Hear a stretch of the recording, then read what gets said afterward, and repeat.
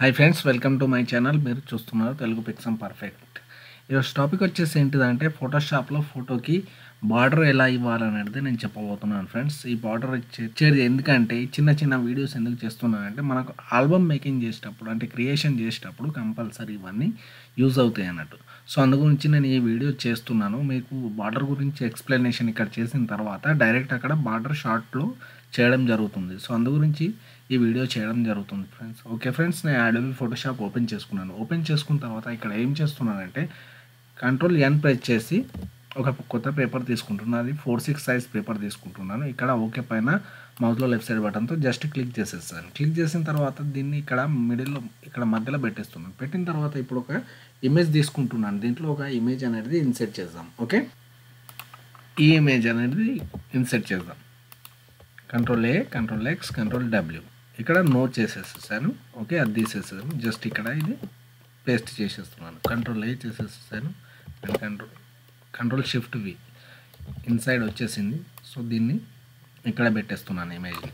ఇక్కడ పెట్టిన తర్వాత కీబోర్డ్లో ఎంటర్ ప్రెస్ చేస్తున్నాను. ఎంటర్ ప్రెస్ చేసి Ctrl+Shift+E ప్రెస్ చేసేసి టోటల్గా మెర్జ్ చేసేసాను. మెర్జ్ చేసిన తర్వాత ఇప్పుడు వచ్చేసి ఇక్కడ ఏం చేస్తున్నానంటే ఇక్కడ ఇమేజ్ పైన వస్తున్నాను. ఇమేజ్ పైన వచ్చిన తర్వాత ఇక్కడ క్యాన్వాస్ సైజ్ అని ఉంది కదా, ఈ క్యాన్వాస్ సైజ్ పైన క్లిక్ చేస్తున్నాను. సో మనకి ఇక్కడ క్యాన్వాస్ సైజ్ అని వచ్చింది కదా, ఇలా సైజ్ వచ్చిన తర్వాత ఇప్పుడు వచ్చేసి ఇక్కడ మనకు ఇది సెంటీమీటర్లో ఉంది కదా, సెంటీమీటర్లో కాకుండా పర్సెంట్లో పెట్టేస్తున్నాను. అండ్ ఇది కూడా పర్సెంటేజ్లో పెట్టేస్తున్నాను. ఓకే, పర్సెంటేజ్లో పెట్టేసి ఇక్కడ ఏంటిదంటే 100 ఇక్కడ ఉన్నది. ఇక్కడ ఉన్నదాన్ని మనం ఏం చేస్తున్నామంటే జస్ట్ 108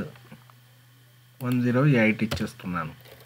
ఓకే, ఇలా ఇచ్చేసి ఇప్పుడు ఓకే పైన జస్ట్ క్లిక్ చేస్తున్నాను. ఈ పర్సెంటేజ్ ఇవ్వడం వల్ల ఇక్కడ ఏ బ్యాక్గ్రౌండ్ ఉన్నదో ఆ బ్యాక్గ్రౌండ్ అనేది మనకి ఇక్కడ పర్ఫెక్ట్గా సెట్ అవుతుంది అన్నట్టు. ఓకే, అండ్ ఇలా సెట్ అయిపోయిన తర్వాత ఇప్పుడు వచ్చేసి ఇక్కడ చూడండి వైట్ బార్డర్, ఇక్కడ వైట్ బార్డర్ వచ్చింది కదా, ఇక్కడ వైట్ బార్డర్ ఇలా వచ్చిందనంటే ఇప్పుడు వైట్ బార్డర్ కాకుండా ఇంకా వేరే బార్డర్ ఇవ్వాలి అనుకుంటే ఇక్కడ బ్యాక్గ్రౌండ్ కలర్, ఫోర్గ్రౌండ్ కలర్ ఉంది. జస్ట్ నేను బ్యాక్గ్రౌండ్ కలర్లో బ్లాక్ చేసేస్తున్నాను. చేసిన తర్వాత ఇక్కడ ఇమేజ్ దగ్గరికి వస్తున్నాను. ఇక్కడ క్యాన్వాస్ సైజ్ దగ్గరికి వచ్చేస్తున్నాను. ఓకే, క్యాన్వాస్ సైజ్ దగ్గరకు వచ్చిన తర్వాత ఇక్కడ సేమ్ పర్సెంటేజ్లో పెట్టేస్తున్నాను. ఇక్కడ కూడా పర్సెంటేజ్లో పెట్టేస్తున్నాను. పెట్టిన తర్వాత ఇక్కడ సైజ్ వచ్చేసి ఒక 8 వరకు ఇచ్చేస్తున్నాను. ఇది కూడా 8 వరకు ఇచ్చేస్తున్నాను. ఇచ్చిన తర్వాత ఇక్కడ ఏం చేస్తున్నానంటే జస్ట్ ఓకే పైన క్లిక్ చేస్తున్నాను. చూడండి ఇక్కడ బార్డర్ అనేది బ్లాక్ వచ్చేసింది. అంటే ఇక్కడ బ్యాక్గ్రౌండ్ కలర్ ఏది ఉంటే అది అనేది మనకు అప్లై అవుతుంది. ఓకే, ఇది ఒక విధానం.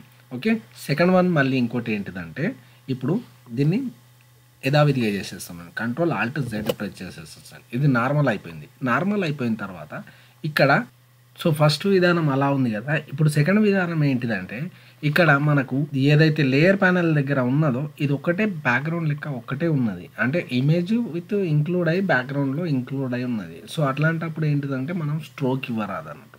స్ట్రోక్ ఇవ్వాలంటే కంపల్సరీ డూప్లికేట్ తీసుకోవాలి. ఇంకో విధానానికి ఫస్ట్ విధానానికి అవసరం లేదు, సెకండ్ విధానానికి వచ్చేసి డూప్లికేట్ తీసుకోవాలి. డూప్లికేట్ తీసుకోవాలంటే జస్ట్ దీనిపైన మౌస్లో right side button, left side button double click చేయండి. డబల్ క్లిక్ చేసి లేయర్ 0 అని ఉందిగా, జస్ట్ దీనిపైన క్లిక్ చేయండి.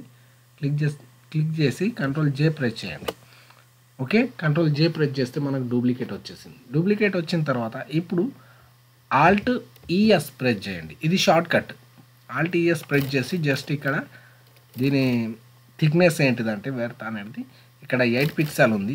సో 10 పిక్సెల్ ఇస్తున్నాను మీకు కనబడడానికి. ఇప్పుడు ఎంటర్ పైన ప్రెస్ చేస్తున్నాను. సో ఇక్కడ బార్డర్ వచ్చింది, మీకు కనబడట్లేదు. Alt+ES ప్రెస్ చేసేస్తాను. ఒక 50 ఇస్తున్నాను, మీకు కనబడుతుంది చూడండి. ఎంటర్, ఇదిగోండి ఇలా. ఓకే, ఇది సెకండ్ విధానం.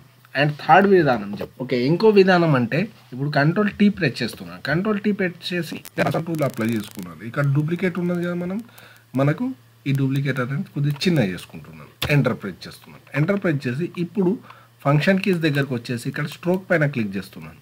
స్ట్రోక్ పైన క్లిక్ చేసుకొని ఇప్పుడు ఈ రెడ్ కలర్ ఉంది కదా, జస్ట్ దీన్ని ఇలా బెంచ్ చేసుకుంటున్నాను. చూడండి ఇక్కడ బార్డర్ వచ్చేసింది. ఓకే, ఇలా బార్డర్ వచ్చేసింది.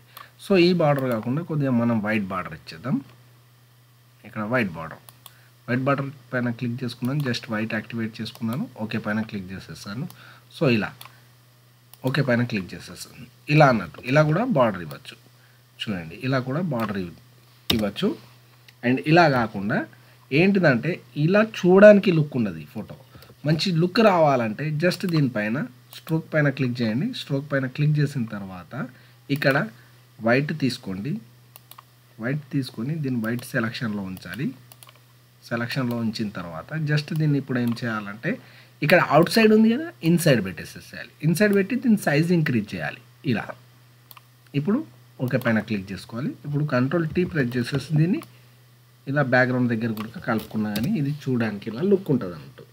ఇలా అన్నట్టు ఫస్ట్ మెథడ్ బాగుందా అండ్ థర్డ్ మెథడ్ బాగుందా అనేది అది మీరు చూసుకోండి. ఓకే, సో నెక్స్ట్ వన్ ఏంటిదంటే ఇప్పుడు ఒక డూప్లికేట్ తీసుకుంటున్నాను. Ctrl+J ప్రెస్ చేసేస్తాను. ఇక్కడ డూప్లికేట్ తీసుకున్నాను కదా, ఈ డూప్లికేట్ తీసుకున్న తర్వాత ఇక్కడ ఫస్ట్ వన్ ఏదైతే ఉన్నదో దాన్ని ఏం చేస్తున్నానంటే దీని బ్యాక్గ్రౌండ్ కలర్ అనేది వైట్ పెట్టేస్తున్నాను. ఓకే, ఇక్కడ బ్యాక్గ్రౌండ్ కలర్ వైట్ ఉన్నది కాబట్టి వైట్ పెట్టేస్తున్నాను. చూడండి, Ctrl+Backspace వైట్ వచ్చేసింది కావచ్చు వెనకాల. సో మనం ఇది దీని కన్ను మూసేస్తే ఈ లేయర్ 0 కాపీని దీని కన్ను మూసేస్తే వెనక బ్యాక్గ్రౌండ్ వైట్ కనబడుతుంది. సో ఇలా మనకు ఇది వచ్చేసింది. ఇక్కడ ఇమేజ్ అనేది పైన ఉన్నది. సో ఈ ఇమేజ్ ఏంటిదంటే మనం డూప్లికేట్ చేసుకున్నాం కాబట్టి ఇది డూప్లికేట్గా ఎక్స్ట్రా ఒక ఇమేజ్ ఉన్నది, బ్యాక్గ్రౌండ్ అనేది వేరే క్రియేట్ అయింది.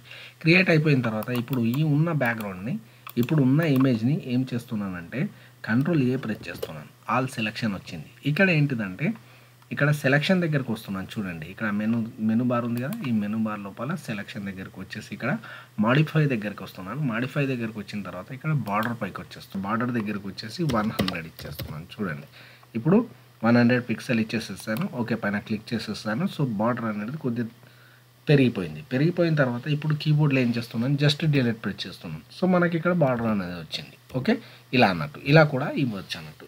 సో మీకు దీని లోపల ఏ బార్డర్ అనేది పర్ఫెక్ట్ అనిపిస్తే ఆ బార్డర్ మాత్రం యూజ్ చేయండి. ఓకే ఫ్రెండ్స్, ఈరోజు టాపిక్ వచ్చేసింది. Thanks for watching this video.